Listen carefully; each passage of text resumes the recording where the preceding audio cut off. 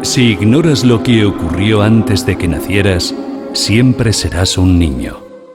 Cicerón. Una hora con la historia, un nuevo enfoque del pasado deshaciendo mitos, con Pío Moa.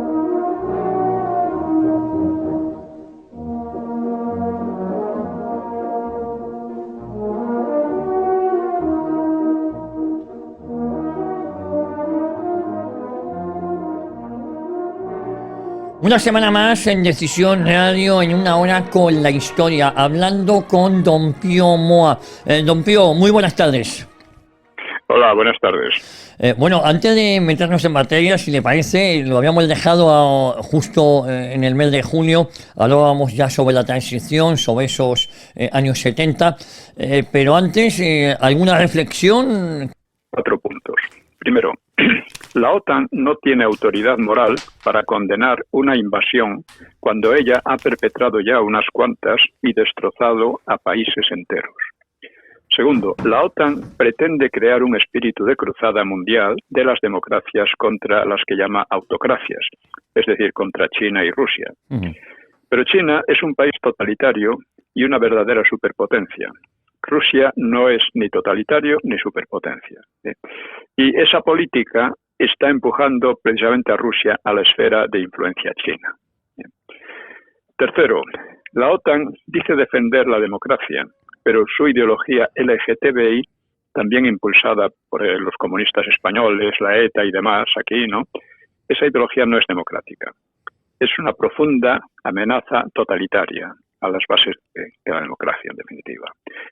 Las defensas de la OTAN, las defensas de la democracia por parte de la OTAN, pues han provocado ya enormes matanzas y millones de refugiados. Esto requiere una reflexión. Y cuarto, para España el problema es crucial porque la OTAN es amiga y aliada de una tiranía que amenaza nuestro territorio. Sí, tan demócratas, pero son amigos y aliados de la tiranía marroquí, ¿no? Que además nos amenaza. Y los dos países dominantes en la alianza, USA e Inglaterra, pues ocupan territorio español con bases militares. Inglaterra lo ocupa, desafío a todo, y USA pues tiene unas bases que nos convierten en un objetivo potencial. Esta es la política que siguen los amigos de la OTAN aquí en España. O sea, la evidente colonización cultural y las descansan sobre una visión negativa y derrotista de la propia España y de su historia. Esa visión negativa ha calado en gran parte de la población, actualidad y una casta política que da ciencia, ¿no?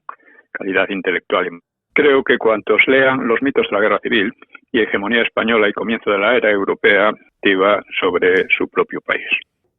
Como creo que hay que entrar en una cuestión que es la de qué ha ocurrido con la traducción de mitos de la guerra civil, con la entrevista que me hicieron en el es un periódico prestigioso y de gran tirada. Isabel Schmitz pues publicó en Twitter un resumen de la entrevista, un resumen que hace visitas, cosa que no creo que hubiera ocurrido en España. Eso revela el interés, revela la importancia histórica de nuestra guerra civil, que no es solo española, es también mucho más amplia. En fin, a una réplica de, por ejemplo, un manifiesto de 100 historiadores, que se llaman historiadores, profesores de historia, etcétera, a la réplica de un fulano de la memoria histórica, que fue publicada en el Figaro también, y a diversas, incluso de reacciones, todas por el estilo de gente, de diversos historiadores allí y supuestos especialistas en historia de España, ¿no? Bueno, pues los textos en los que exhiben más que nada su indignación, porque no es otra cosa, no es una crítica intelectual ni nada, pues se ve claramente un tono de histeria y de pánico. Sí. Y es que también se ha producido en España, porque en España diversos órganos de izquierda pues han reproducido toda la bazofia esta de Francia, ¿no? Es una reacción, por una parte, enfurecida y por otra parte matonesca, ¿no? Como intimidatoria, como decir, ¿cómo se ha atrevido Le Figaro a hacer esto, ¿no? Es el fondo un poco del argumento. Pero claro, no hay crítica racional, no hay en absoluto. Y luego, por otra parte, se percibe también en España, sobre todo, un silencio que revela también miedo. O sea, en España ninguno de los grandes medios de la derecha, como la ABC, La Razón, La Vanguardia, la COPE, han publicado una sola línea sobre un fenómeno tan llamativo en Francia, que afecta al suceso más crucial del siglo XX español y de repercusiones tan actuales como las leyes de memoria contra las libertades políticas e intelectuales. Ni una línea, eso en unos periódicos, en unos medios que dedican un enorme espacio a noticias sin interés, a análisis de perra gorda, ¿no? A chismorreos de famosos, consejos sexuales, alimentarios, etcétera, ni una palabra. Y eso también revela un fondo de pánico. ¿Por qué produce ese miedo el libro Los mitos de la guerra? Pues los produce, yo creo que sobre todo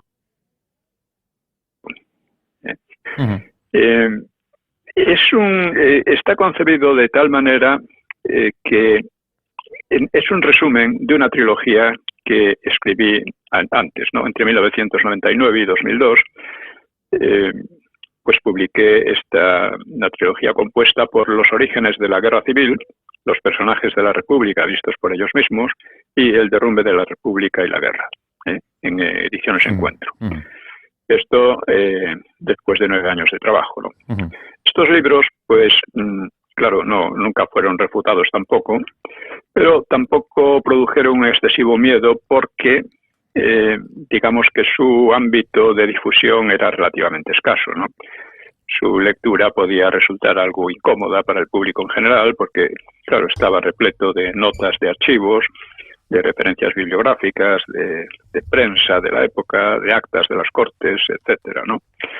Y entonces, precisamente por eso me pareció conveniente publicar un resumen que fuera más popular, que no fuera vulgar, más popular, más fácil de leer de los tres de la trilogía anterior,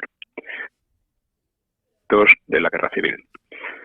Y creo que lo que es importante para toda esta gente es que está, ya digo, concebido con un método expositivo que es un libro muy distinto de los que se han escrito sobre la guerra, ¿no? Me pareció que era muy eficaz dividirlo en dos grandes partes. Una primera explicando las ideas, las intenciones ideológicas de los 10 líderes de partidos o personajes influyentes del momento, ¿no?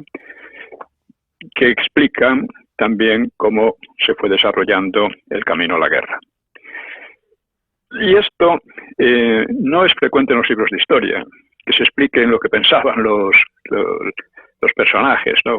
Que se explique un poco a fondo, no me refiero a que se explique lo que dijeron un momento u otro, ¿no? Y claro, si no se hace esto, es imposible profundizar en las ideologías en pugna, ¿no? Y el tercer tomo de la trilogía, pues lo dediqué a amplio, le di mucho espacio a estos contenidos, a explicar lo que era el anarquismo, etcétera, pero aquí ya no lo hice de una manera así general o abstracta, sino enfocado lo que pensaban directamente los personajes, ¿no? Que es más directo, más personal y creo que es más ameno, ¿no? Y la segunda parte del libro de los mitos, pues examiné 17 cuestiones y sucesos muy concretos para traerlos del terreno del mito al de la realidad historiográficamente, ¿no?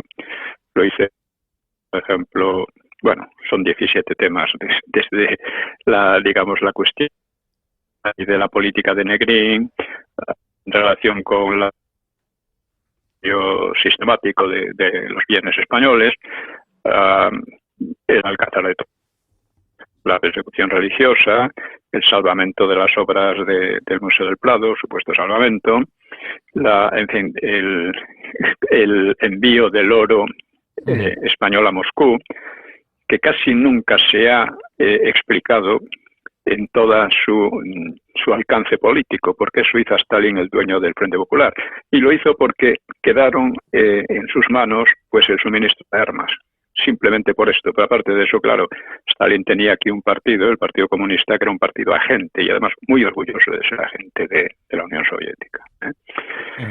En fin, todas estas cosas pues las he expuesto allí de una manera muy sintética, y no han sido nunca desmentidas por ningún historiador. Y finalmente, pues añadí 2 epílogos sobre la Guerra Civil Española, o sea, qué significado tiene aquella guerra en la historia del siglo XX y qué significado tiene en la historia de España.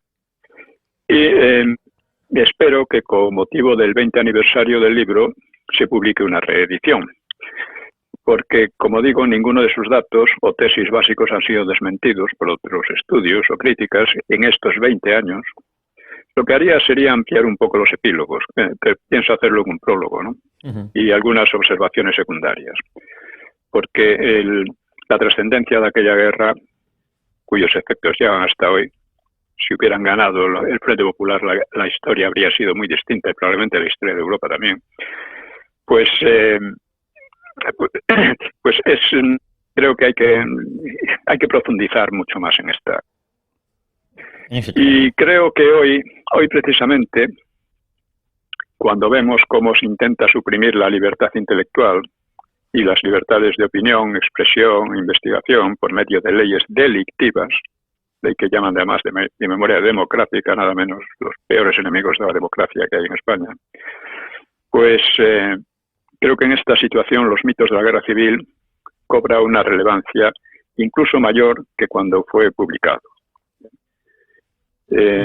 Como digo, estoy tratando todas estas cuestiones. Aquí en España hasta ahora solo ha habido dos medios, o sea, dos periódicos digitales que se han ocupado, que han publicado algún artículo sobre esta cuestión. Uno de ellos es de Pedro Fernández Barbadillo, se titula Pío Moa incendia París, que salió en Libertad Digital hace unos días. Sí. Otro es en OK Diario, por parte de Miguel Ángel Belloso, se titula Los franceses y la guerra de España.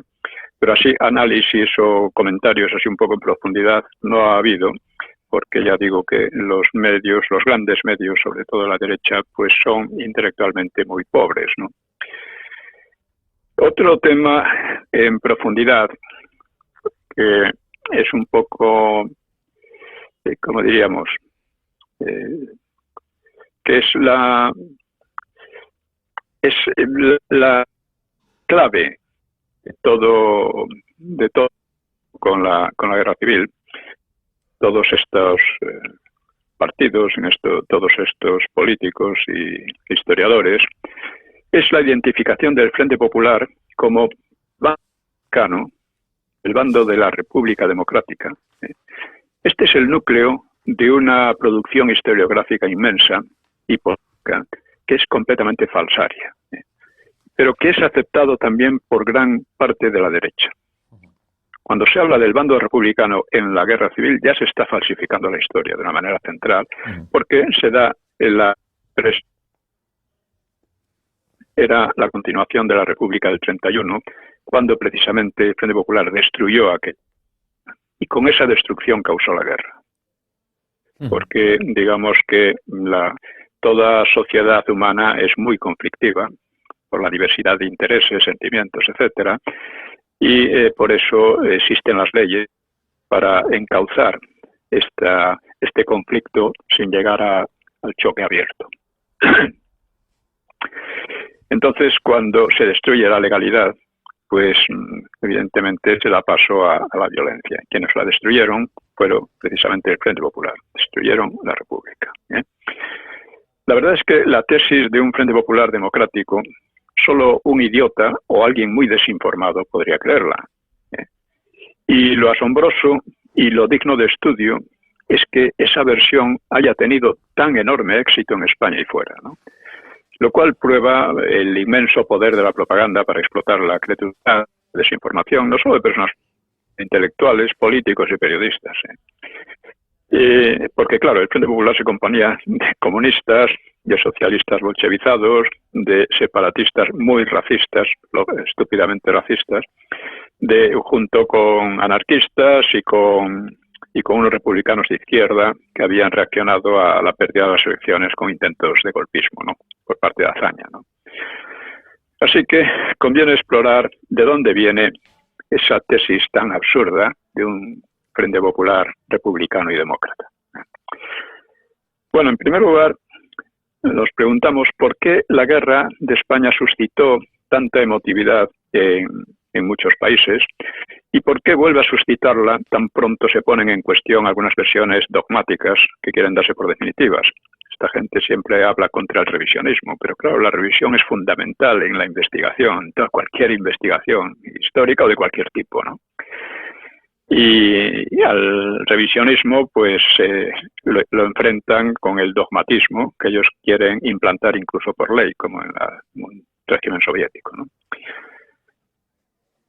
Pues de la guerra civil ha provocado tal furia que no crítica racional, pues se debe a que aquella guerra, como insisto, tuvo una repercusión mucho más amplia que la propiamente nacional. Y esa repercusión en su momento se debe a que en España se concentraron, aunque con muchas particularidades, pues las tensiones ideológicas y políticas que vivía Europa y también América por entonces, y que mucha gente pues pensaba que iban a terminar desembocando en una nueva guerra mundial, como efectivamente ocurrió. Y quien lo vio con más claridad, quien previó aquello, fue seguramente Stalin. Para toda su política está guiada por la idea de que pronto iba a estallar una nueva guerra imperialista como la Primera Guerra Mundial, llamaban guerra imperialista, ¿no? Y claro, el gran peligro para él era que esta guerra estallase entre Alemania y la Unión Soviética. Y por eso su estrategia, que centrada entonces en los frentes populares, trataba de exacerbar las contradicciones, o sea, las hostilidades entre los fascismos y las democracias, de modo que la guerra comenzase entre Alemania por una parte y Francia e Inglaterra por la otra. Y en esta concepción estratégica general, pues la guerra de España le dio la gran ocasión. El Frente Popular Español, entonces, pues fue santificado como la República Democrática, con la que debían solidarizarse las otras democracias hasta entrar en colisión con las potencias fascistas, Alemania sobre todo. La propaganda soviética, por lo tanto, denunciaba a las democracias por dejar abandonada a una de ellas en manos del fascismo, entre comillas. Y de una manera no irracional, pues atribuía esa falta de solidaridad de Londres y París con el Frente Popular Español, pues lo atribuía a una estrategia contraria, que era la de procurar que la guerra, que casi todo el mundo pensaba que iba a ocurrir, pues que se produjese entre Alemania y la Unión Soviética, como hasta cierto punto estaba ocurriendo en España. O sea, porque esa política se combinaba con otra en apariencia contradictoria, por la que dentro del Frente Popular serían los comunistas los que se hicieran con la posición dominante, en nombre de la democracia y el antifascismo, ya nos entendemos, sobre todo en el ejército y la policía. Que a la hora de la victoria de Franco, pues fuera el partido decisiva, transformarse la democracia en democracia popular, como le llamaban. Esta doble estrategia staliniana fracasó, porque ni París, ni sobre todo Londres, entendieron que el Frente Popular Español era un régimen afín a ellos, que era democrático también, y porque la victoria de Franco destruyó cualquier esperanza de instaurar en España un régimen popular, entre comillas, o sea, comunistoide.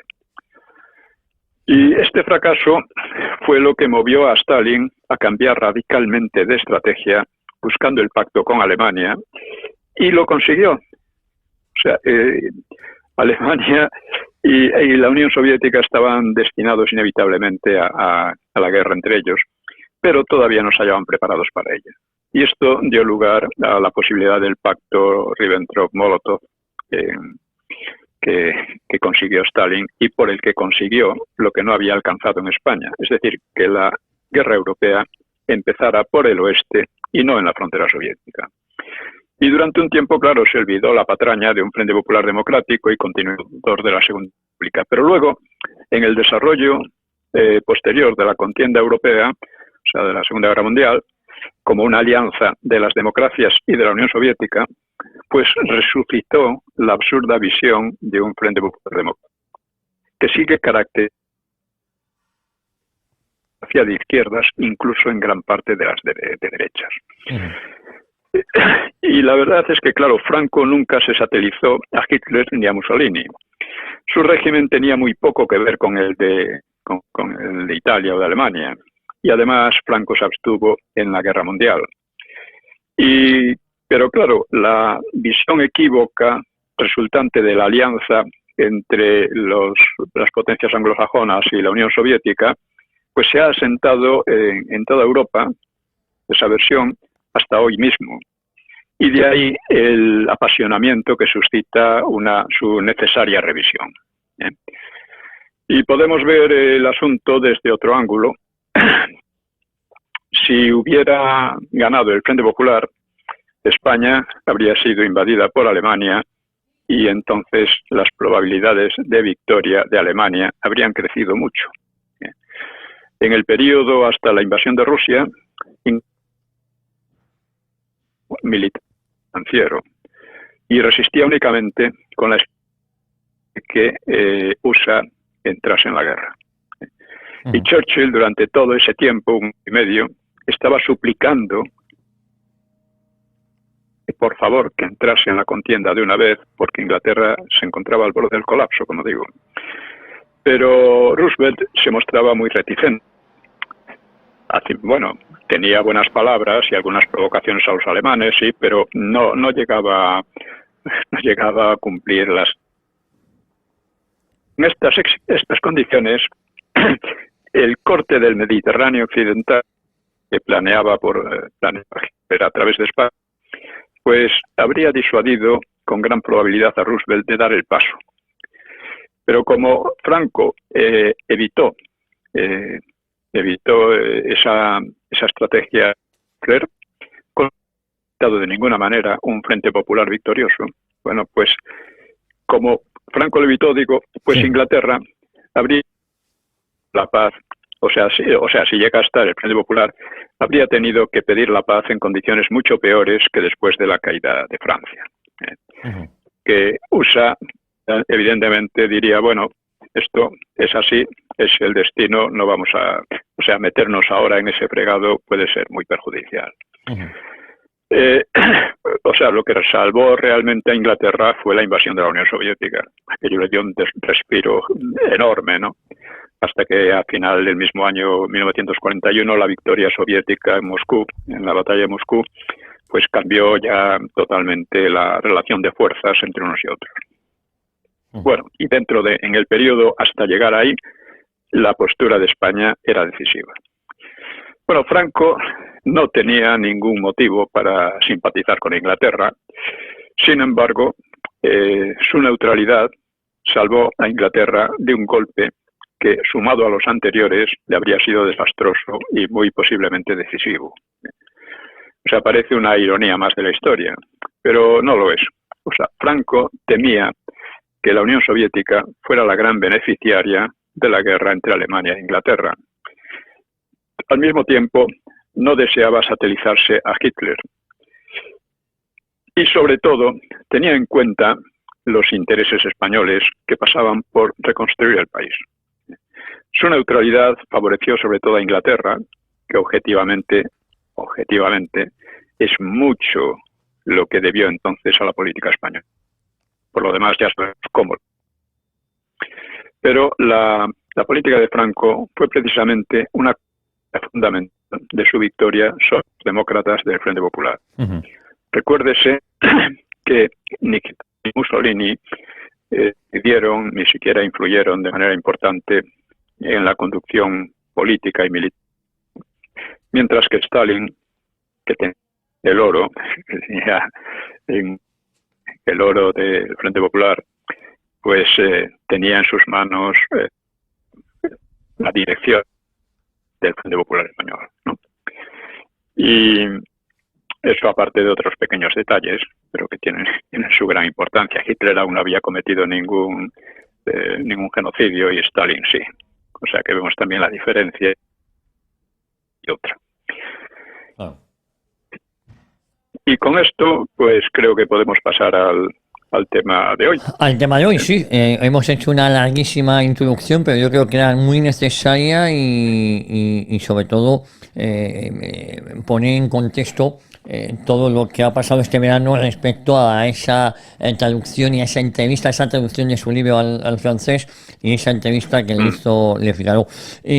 Don Pío, estábamos hablando de esos primeros años de la transición, 74, 75. Sí.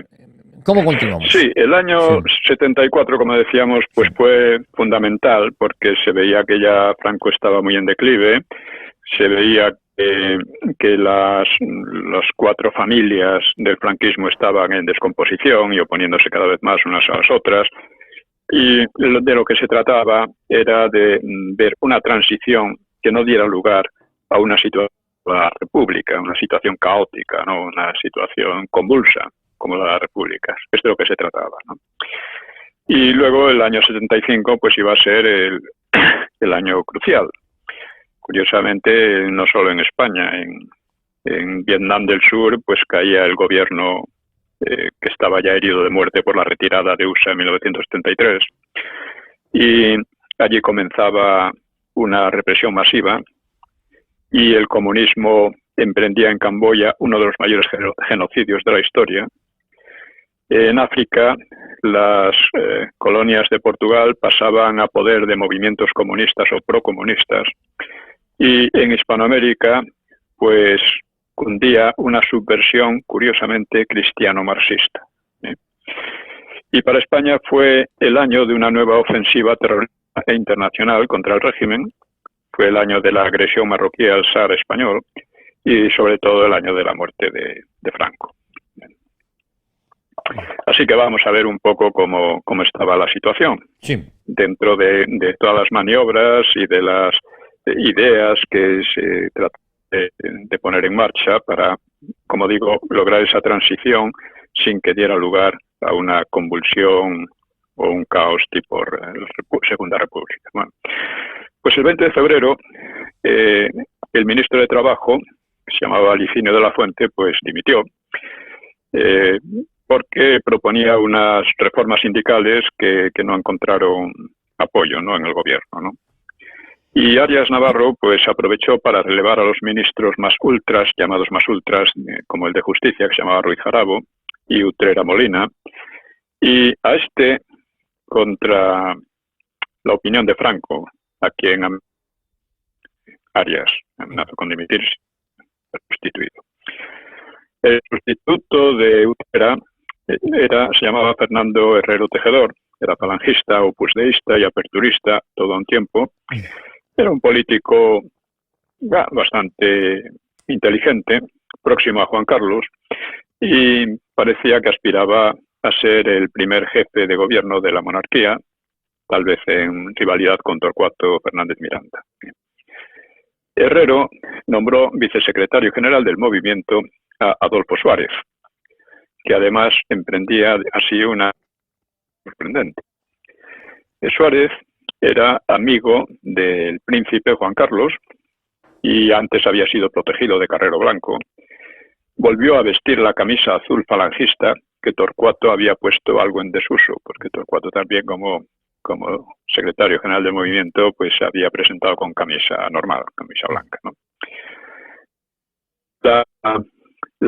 O sea, en ese momento había una cantidad de maniobras y de contradicciones verdaderamente sorprendentes, ¿no? Bueno, la ley de asociaciones políticas, aprobada hacía poco, pues a 7 asociaciones. Pero una de las que una que se llamaba la Unión del Pueblo Español, pues impulsada por Herrero Tejedor, pues era la única que cumplía el requisito de los 25.000 afiliados. Los demás no llegaban a esa cifra ni locos, ¿no? Y las demás, que partían todas ellas, o casi todas, del movimiento nacional, pues mostraban de paso la división interna del movimiento. Había un proceso de descomposición del franquismo, insisto, ¿no? Si no se entiende así, no se entiende nada. El primer presidente de la UDP, la Unión del Pueblo Español, pues fue Suárez, después de que Fraga y Ortiz Bordas rehusaran, porque creían que aquella sociedad llegaba tarde y estaba demasiado apegada al movimiento. El movimiento, recordemos, no era un partido único, era un ministerio con no muchos fondos y más o menos controlado por la Falange, ¿no? Pero la Falange se estaba descomponiendo rápidamente.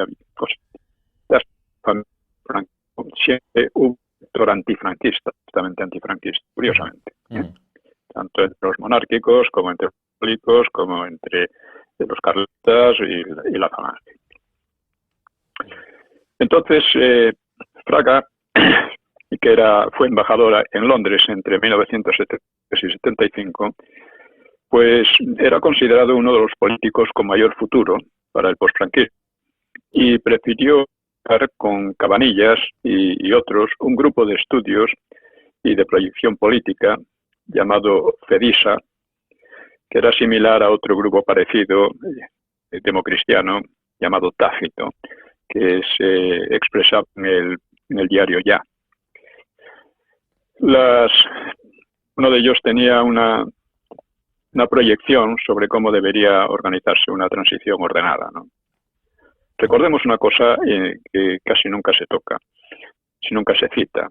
En 1930, Franco decía que lo conveniente para España era una democratización ordenada, en orden.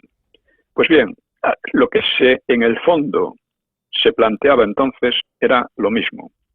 Después de del cambio republicano, de las convulsiones, pues creado en España una nueva sociedad muy distinta que permitiría probablemente una democracia, y es lo que se trataba, pero que no fuera una democracia autodestructiva como es lo que actualmente estamos. Estamos en una democracia o pseudodemocracia autodestructiva, ¿no? Las elecciones sindicales de la primavera 75 pues, supusieron un revés relativo para el gobierno, mientras se producían incidentes en varias universidades y los cambios presentidos a los cambios de chaqueta, y la oposición tolerada pues estaba muy activa, así como unas conferencias en Barcelona de democristianos, nacionalistas, socialistas y comunistas en pro de un acercamiento a Europa. Las asociaciones y poco eco, tanto fuera como dentro del régimen, pero existía muy poco controlada. Y el 31 de mayo, el presidente de USA, Gerald Ford, y su secretario de Estado, Singer, pues visitaron Madrid para renovar el acuerdo sobre base. Presentaba en aquel momento bastante espinoso. Y Ford, que estaba muy poco al tanto de la realidad española, pues instó a Juan Carlos a subir al trono cuanto antes, como si pudiera hacerlo en contra de él. Y para mayor problema, pues el rey Hassan II de Marruecos presionaba sobre el zar español y sobre Ceuta y Melilla. Desde antes de que existiera un Estado marroquí, ¿no? La ONU desestimó las pretensiones de Melilla, que los saharauis, que nunca habían sido ni se sentían marroquíes, expresaran su decisión en referéndum. Estas maniobras a canalizar un descontento popular interno. O sea, en Marruecos había estas reivindicaciones exteriores, pues el gobierno trataba de encauzarlas de otro modo, ¿no? Así que Marruecos organizó agresiones a patrullas españolas en el norte del Sahara, que también sufrieron bajas por parte del Frente Polisario. El Frente Polisario también, dentista, ¿no? Pues también, y antimarroquí, pero también atacaba al ejército español, ¿no? El 23 de mayo, Arias anunció un referéndum en el Sahara, pero Hassan no tenía la menor intención de aceptarlo. Y en junio coincidieron la formación de la Plataforma de Convergencia Democrática, la muerte de la plataforma dirigida por el PSOE, ya hemos hablado de ello, estaba, digamos, organizada a partir del PC, ¿no? Y luego también coincidieron con la muerte de Herrero Tejedor en accidente de coche y una declaración de don Juan en Lisboa que indignó a Franco, porque don Juan volvió a la salida monárquica legítima, entre comillas, cuestionando implícitamente la salida franquista y no dinástica de Juan Carlos. La muerte de Herrero, pues, clara, pero que había movimiento, le sustituyó José Solís, que ya había en 69 cuando salió del gobierno junto. A Solís le llamaban la sonrisa del régimen, en las formas auspiciadas por otros falangistas. Aparentemente era más del búnker, ¿no? Y pasaba por conservador. Dicharachero, simpático y de muy poco fondo intelectual, un poco al estilo de Suárez, ¿no? Y decidió, sin embargo, prescindir de Suárez. Y Suárez pareció que por un tiempo, pues, su ascenso político se había quebrado radicalmente, ¿no? En cuanto a la plataforma democrática del PSOE, se presentó en rivalidad con la Junta de Carrillo, que llevaba ya un año de existencia.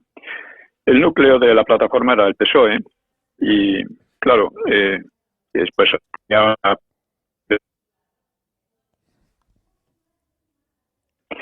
Pero esa debilidad se compensaba una privilegiada atención mediática, o sea, los medios le dedicaban una gran atención positiva y también con una abundancia de dinero de fuente muy variada, sobre todo alemana, pero también recibían de muchos sitios, de Venezuela, etcétera, ¿no? La plataforma era tan variopinta como la Junta. La plataforma agrupaba a dos grupos maoístas partidarios de la lucha armada, el comunismo, y que en 1905 pasó a llamarse MC, en lugar de quitándolo de España, debido a la impopularidad creciente del término España entre la oposición. Organización Revolucionaria de Trabajadores que había nacido de círculos cristiano-marxistas, de círculos eclesiales, en definitiva, ¿no? Y también agrupaba a personajes socialdemócratas, democristianos y catalanistas. Era todo de grupos, ninguno en torno a partidos no que históricamente antidemócratas, y ellos mismos, en fin, demócratas porque ellos decían que lo eran, ¿no? Los carlistas trotskizantes, porque un sector del carlismo se volvió trotskista prácticamente, pues pasaron de la Junta Democrática a la plataforma.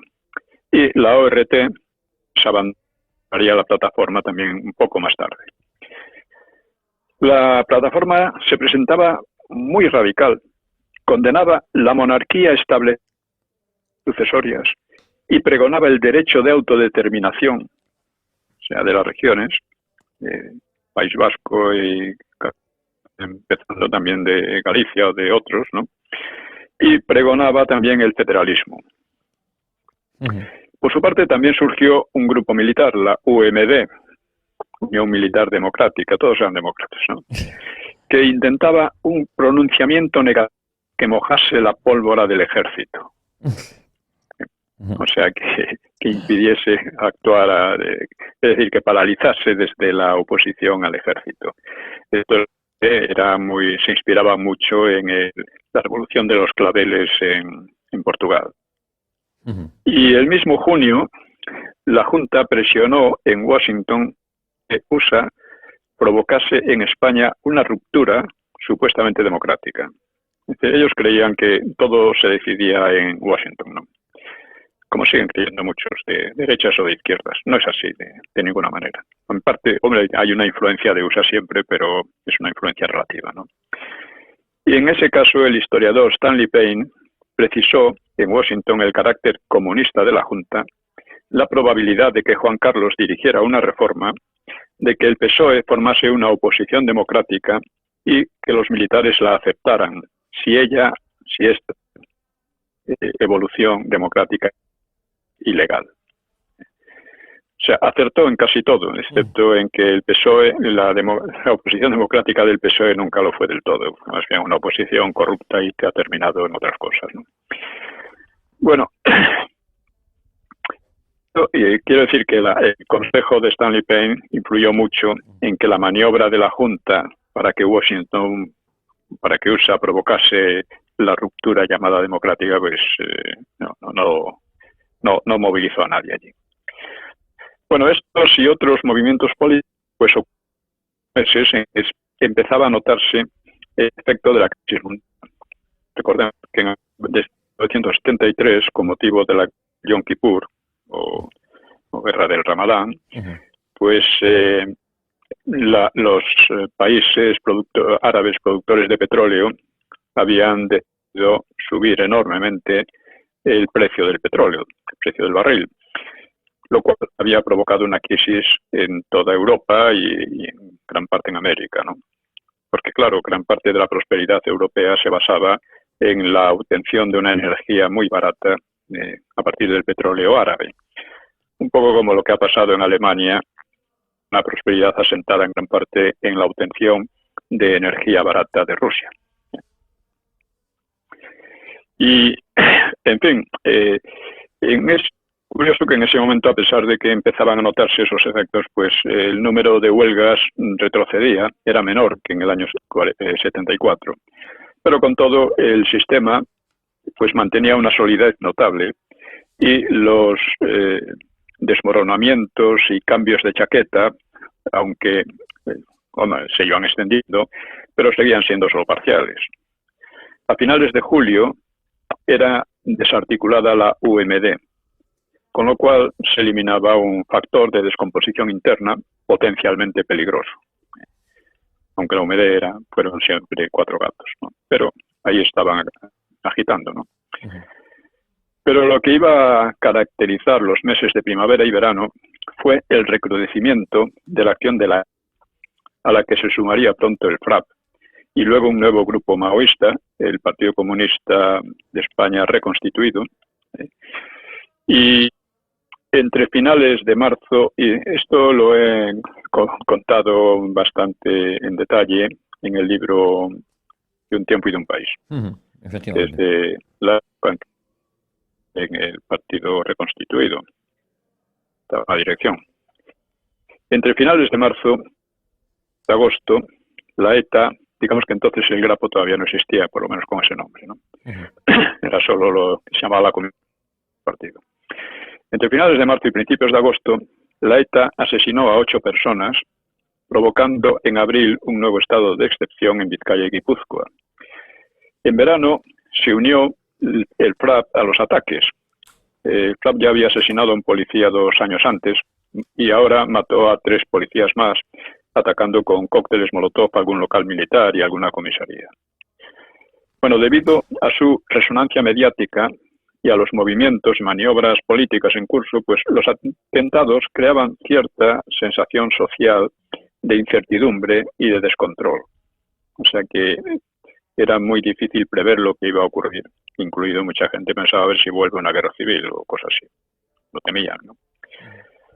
El gobierno reaccionó con una ley antiterrorista que establecía consejos de guerra y penas de muerte en caso de atentados mortales. La oposición trató de entorpecer dicha ley.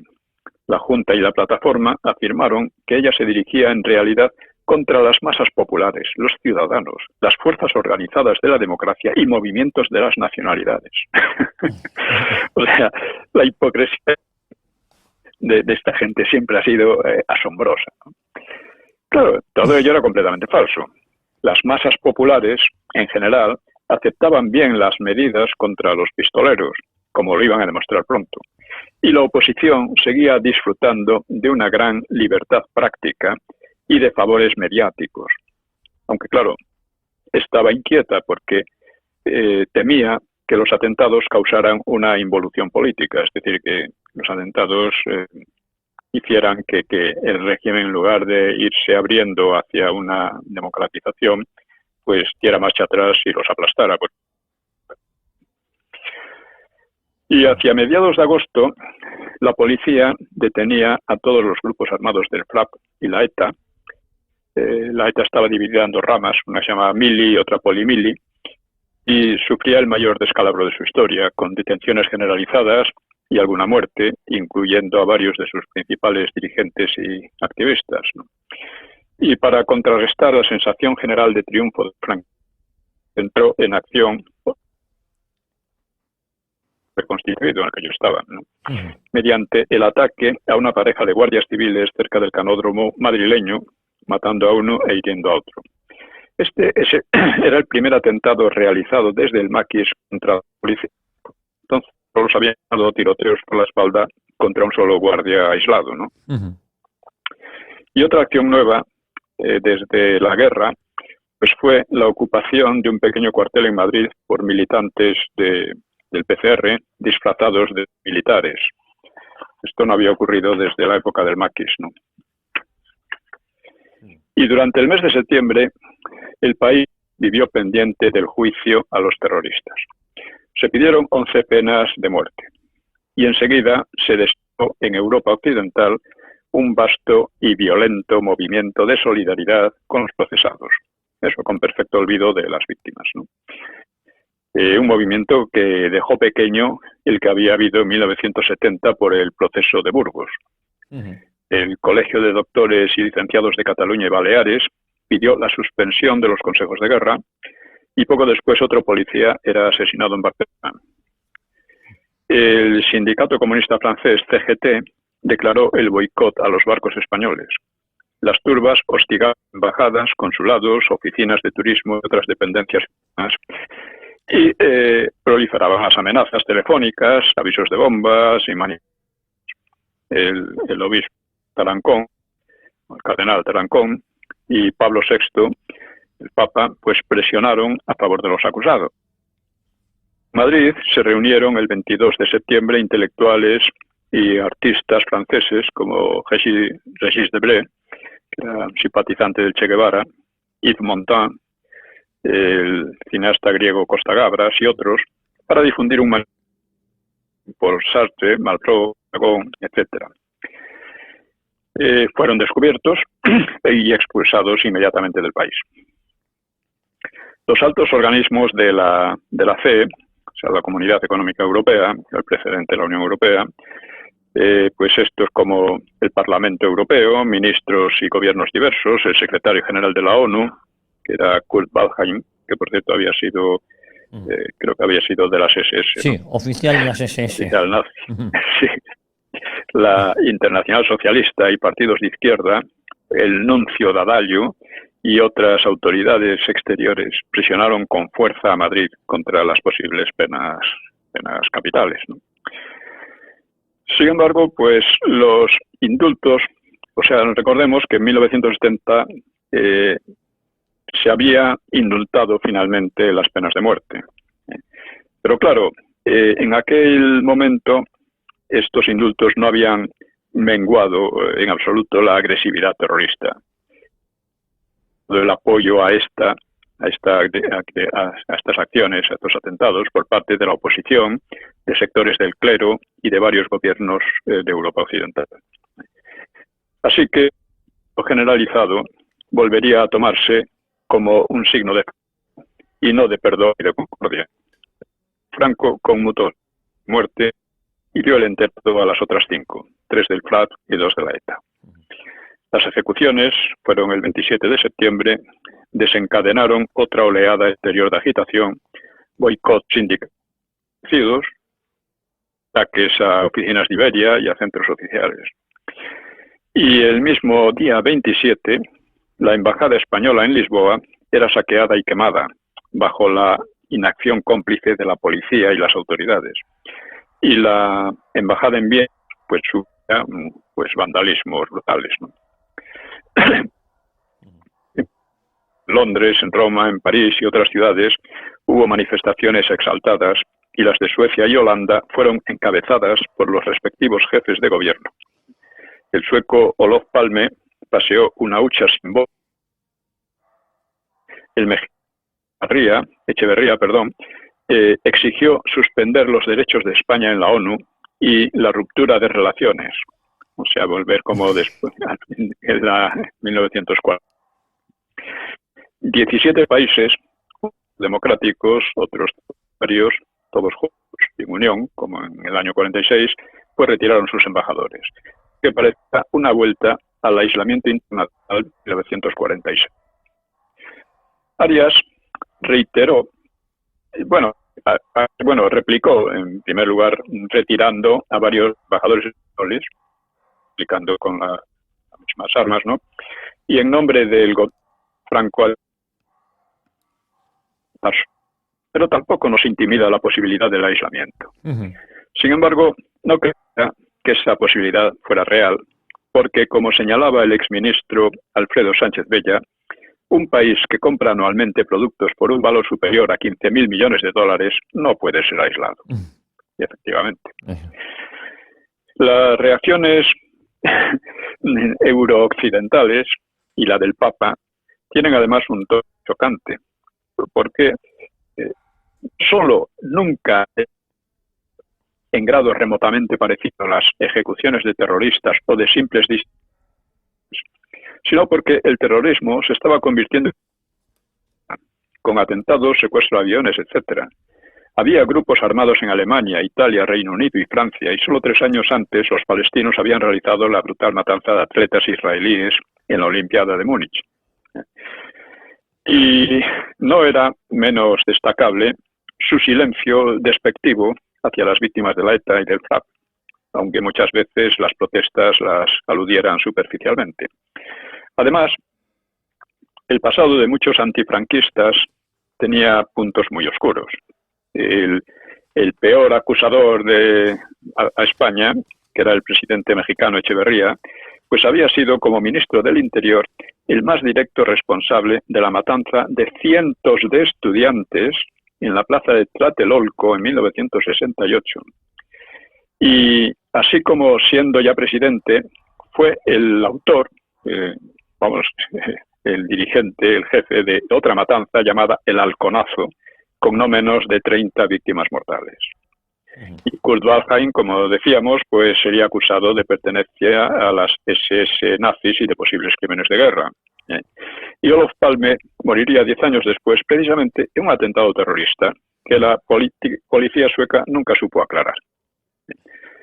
Es interesante ver estas ironías de la historia, ¿no? Y cómo se llegan a montar enormes campañas de propaganda que convencen a mucha gente ingenua o desinformada, y lo peligroso que es. Pues, don Pío, nos queda ahí 1 minuto, ¿eh? 1 minuto. Sí, 1 minuto y medio para ir despidiendo o para ir resumiendo.